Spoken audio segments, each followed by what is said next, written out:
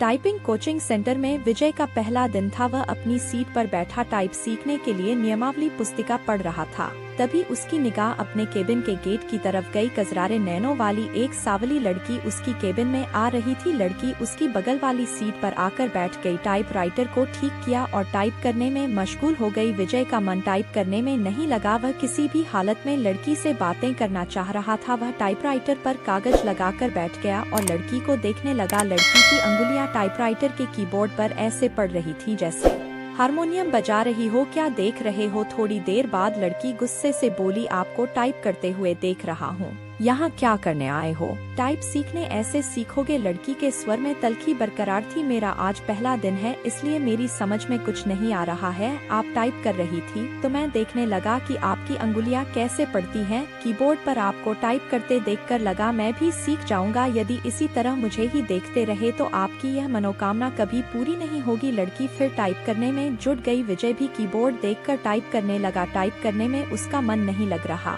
था। वे बेचैनी सी महसूस कर रहा था। 10 मिनट बाद ही उसने टाइपराइटर का रिबन फंसा दिया। रिबन तो फंसेगा ही जब ध्यान कहीं और होगा। लड़की उसके टाइपराइटर को थोड़ा अपनी ओर खींचकर रिबन ठीक करने लगी। इसी बीच रिबन नीचे गिर गया। वह उसे उठाने के लिए झुकी तो उसके गले से चुन्नी गिर गई। रिबन उठाने के लिए विजय भी झुका था। उसकी निगाह अकस्मात ही लड़की के उरोजों पर चली गई। वह सकपका गया। लो ठीक हो गया, लड़की ने कहा तो उसकी चेतना लौटी। लड़की फिर टाइप करने में लग गई, लेकिन विजय का मन टाइप में नहीं लगा। वह लड़की से बात करने की ताक में ही लगा रहा, मन नहीं लग रहा है। अचानक लड़की ने उससे पूछा तो बाछें खिल गई। लगता है कि सीख भी नहीं पाऊंगा, आसार तो कुछ ऐसे ही दिखते हैं। आपका नाम? विजय ने बात को बढ़ाने के लिए सवाल कर दिया। सरिता अच्छा नाम है, लेकिन मुझे इस नाम से नफरत है। क्यों? कोई एक कारण हो तो बताए। यह कहते हुए सरिता अपनी सीट से उठी और पर्स कंधे पर टांगते हुए केबिन से बाहर निकल गई। विजय उसे जाते हुए देखता रहा। उसके जाने के बाद उसने टाइपराइटर पर डाली। टाइपराइटर उसे उदास लगा और दुनिया बदल गई। इसी दिन से विजय हवा में उड़ने लगा, रातों को छत पर घूमने लगा, तारे गिनता और उनसे बातें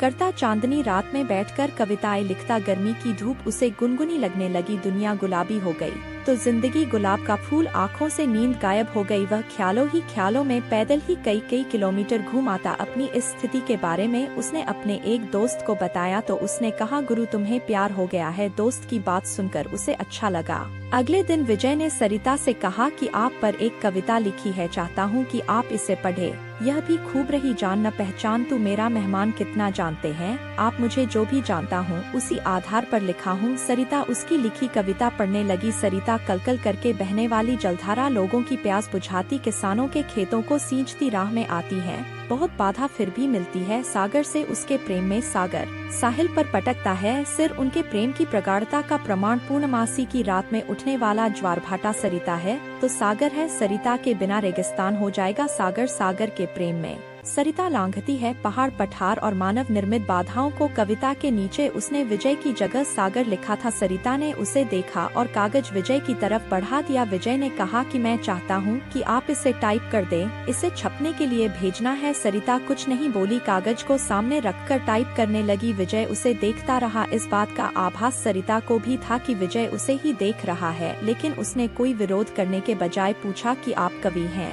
बनने की कोशिश कर रहा हूँ। कवि भगोड़े होते हैं, सरिता ने उसकी ओर देखते हुए कहा। उसकी इस टिप्पणी से विजय सकपका गया। कवि अपने सुख के लिए कविता रचता है। रचते समय वह कविता के बारे में सोचता है, उसके बाद वह कविता को उसके हाल पर छोड़ देता है। कविता जब संकट में होती है तो कवि कविता के पक्ष में खड़ा नहीं होता। यह आप कैसे कह सकती हैं? मैं समझती हूँ कि आदमी की जिंदगी भी एक कविता है। मेरी जिंदगी एक कविता है। मेरी जिंदगी मुझे अच्छी नहीं लगती, इसलिए कविता भी मुझे अच्छी नहीं लगती। अरे वाह, आप तो कवि हैं। अभी आपने जो कहा वह तो कविता है। कविता नहीं, कविता का प्रलाप है, उसकी वेदना जो उस कवि के कारण उपजी है जिसने मेरी जिंदगी की रचना की। इतना कहकर सरिता केबिन से बाहर चली गई।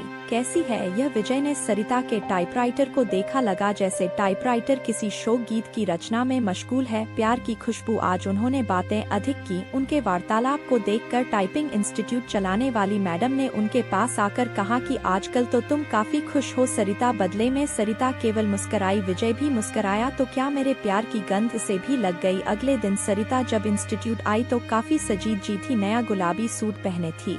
बालों का स्टाइल बदला हुआ था। विजय को सरिता का यह बदला रूप अच्छा लगा। वह अपनी भावनाओं को दबा नहीं पाया, बोला काफी सुंदर लग रही हो। जवाब में जब सरिता ने मुस्कुराते हुए थैंक यू का फूल जब उसकी तरफ फेंका तो उसकी इच्छा हुई कि वह खड़ा होकर नाचने लगे और जोर जोर से चिल्लाए कि उसे प्यार हो गया है। ग्रह नक्षत्रों की चाल, आदमी जब निराश होता है या फिर लक्ष्य के प्रति उसकी स्थितियां साफ नहीं होती हैं, तो वह धर्म और ज्योतिषी की शरण में चला जाता है। विजय की भी हालत कुछ ऐसी ही थी। वह सरिता को चाहने लगा था, लेकिन सरिता भी उसे चाहती है यह स्पष्ट नहीं था। वह अपनी बेरोजगारी से भी परेशान था। घर वाले शादी के लिए अलग से दबाव डाल रहे थे, लिहाजा एक दिन वह ज्योतिषी के पास चला गया नौकरी पाने के लिए।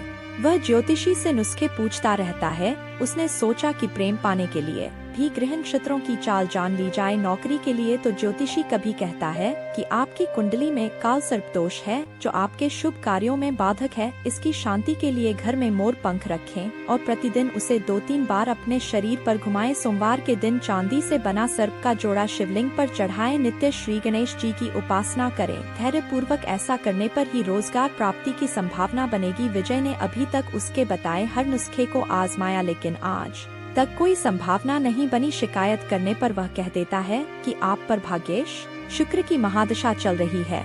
शुक्र के बलवर्धन के लिए शुक्रवार के दिन 5.5 रत्ती का ओपल चांदी में जड़वाकर दाहिनी मध्यमा में धारण करें। पंडित जी, मेरी कुंडली में प्रेम है कि नहीं है? न बहुत कुछ बाधाएं हैं। प्रेम विवाह में क्या लफड़ा है? ने कहा प्रेम विवाह का दशा चल रही है जो अशुभ फलप्रद है। गोचर में भी आपकी राशि पर शनि की 7.5 चल रही है। शनि शांति के लिए प्रत्येक शनिवार कुत्तों को सरसों के तेल से बना मीठा पराठा खिलाए। ग्रह शांति के उपरांत ही प्रेम में सफलता की संभावना बन सकती है। सब ढकोसला है। इतने दिनों से आप एक नौकरी के लिए मुझसे क्या क्या नहीं करवाते रहे। मिली नौकरी, साला चपरासी भी कोई रखने को तैयार नहीं। भनाया हुआ विजय ज्योतिषी के कमरे से निकल गया। घर पहुंचते ही मम्मी कहने लगी, तुम्हारे पिता ने लड़की पसंद कर ली है।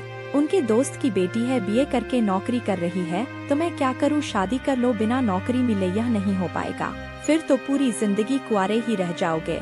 बीवी की कमाई खाने से तो कुंवारा रहना ही अच्छा है। कहते हुए विजय अपने कमरे में चला गया। जिंदगी आसान नहीं। एक सप्ताह तक सरिता टाइपिंग स्कूल नहीं आई। विजय रोज आता रहा और निराश होकर वापस घर जाता रहा। 8वें दिन सरिता के आते ही वह पूछा बैठा कि एक सप्ताह आई नहीं, जिंदगी में बहुत दिक्कतें हैं। कहते हुए सरिता अपनी सीट पर बैठ गई। क्या हो गया? मेरी बहन जो बीए कर रही है किसी लड़के के साथ चली गई। दोनों बिना शादी के ही एक साथ रह रहे हैं। ऐसा क्यों किया? उसका कहना है कि यदि वह ऐसा न करती तो उसकी शादी ही नहीं हो पाती। मतलब हमारे घर के आर्थिक हालात। इतना कहकर सरिता चुप हो गई। मुझे नहीं लगता कि आपकी बहन ने गलत किया है। आज की युवा पीढ़ी विद्रोही हो गई है। वह परंपराओं को तोड़कर नई नैतिकता गढ़ रही है। समय के साथ सब ठीक हो जाएगा, पर माँ तो नहीं समझती। हाँ, उनके लिए समझना थोड़ा मुश्किल है, लेकिन आजकल सब चलता है। हमारा समाज बदल रहा है। बिना शादी के एक साथ रहना पश्चिमी परंपरा है, लेकिन अब ऐसा हमारे यहाँ भी होने लगा है। हाँ, बैठकर सपनों के राजकुमार का इंतजार करने से तो बेहतर ही है न कि जो हाथ थाम ले उसके साथ चल दिया जाए, चाहे 4 दिन ही सही। जिंदगी में बाहर तो आ जाएगी। विजय को लगा कि कह दे कि फिर तुम मेरे साथ क्यों नहीं चलती, हम शादी कर लेते हैं, पर वह कह नहीं पाया। जानते हो, मेरी एक बहन 12वीं में पढ़ रही है। उसका भी एक लड़के से प्रेम चल रहा है। वे दोनों एक दूसरे से शादी करने को तैयार हैं। अगले साल बालिग होते ही शादी कर लेंगे। विजय के मन में आया कि कह दे कि अच्छा ही है, वह अपने आप वर खोज ले तो तुम्हें परेशानी नहीं होगी। वैसे भी 5,000 रुपए की नौकरी में तुम कौन सा राजकुमार उन्हें दे दोगी। अच्छा है कि वह अपने अपने प्रेमियों के साथ भाग जाए। बातों बातों में एक दिन सरिता ने उसे बताया था कि उसके पिता की मौत हो चुकी है और वह 3 बहन है। उसका कोई भाई नहीं है। बहनों में वही सबसे बड़ी है। वह एक ऑफिस में काम करती है और उसे 5,000 रुपए मासिक वेतन मिलता है। दूसरी जगह काम पाने के लिए टाइपिंग सीख रही है। विजय को अपने एक दोस्त के साथ घटी ऐसी ही घटना की याद आ गई। उसके दोस्त की एक बहन अपनी बड़ी बहन के अधेड़ से ब्याह देने के बाद प्रेमी के साथ भाग गई। इसके बाद उसका दोस्त गुस्से में उबल रहा था। तब विजय ने कहा था कि शांत रहो यार, वे दोनों जहाँ हो कुशल से रहें। उसने जो किया अच्छा ही किया।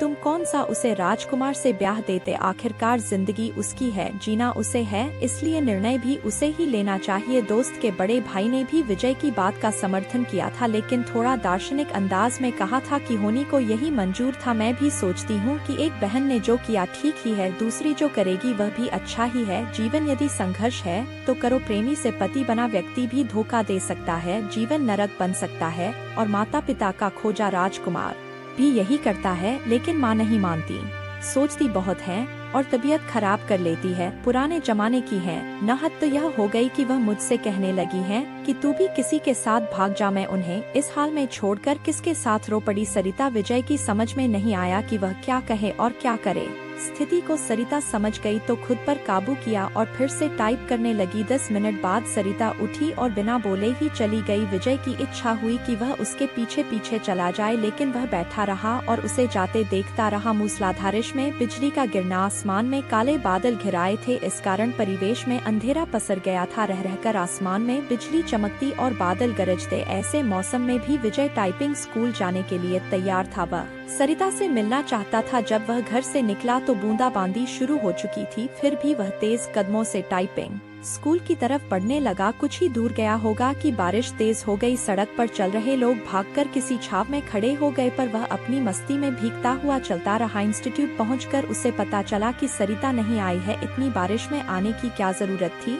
मैडम ने विजय से कहा, आप नहीं समझेंगी, सब समझती हूँ, लेकिन अब सरिता यहाँ कभी नहीं आएगी। क्यों, आपको कैसे पता? उसका फोन आया था, उसने कहा कि यदि आप आओ तो बता दूं, वह कभी नहीं आएगी। विजय की आवाज किसी कुएं में से आती लगी। विजय टाइपिंग स्कूल से बाहर आया। बाहर मूसलाधार बारिश हो रही थी। जैसे ही उसने नीचे की ओर कदम रखा, जोर से बिजली चमकी और बादल गरजने लगा। विजय संज्ञा शून्य सा भीगता हुआ घर की तरफ चल पड़ा। उसने सोचा कि वह सरिता के घर जाएगा, लेकिन उसके घर का पता तो मैडम दे सकती हैं, यह सोचकर वापस पलटा, लेकिन तब तक टाइपिंग स्कूल बंद हो चुका था। भीगते हुए घर पहुंचा, तब तक उसका शरीर बुखार से तपने लगा। लगभग 15 दिन वह चारपाई पर पड़ा रहा। जब कुछ ठीक हुआ तो 20वें दिन टाइपिंग स्कूल पहुंचा। मैडम नहीं मिली। यह सिलसिला 15 दिनों तक चला।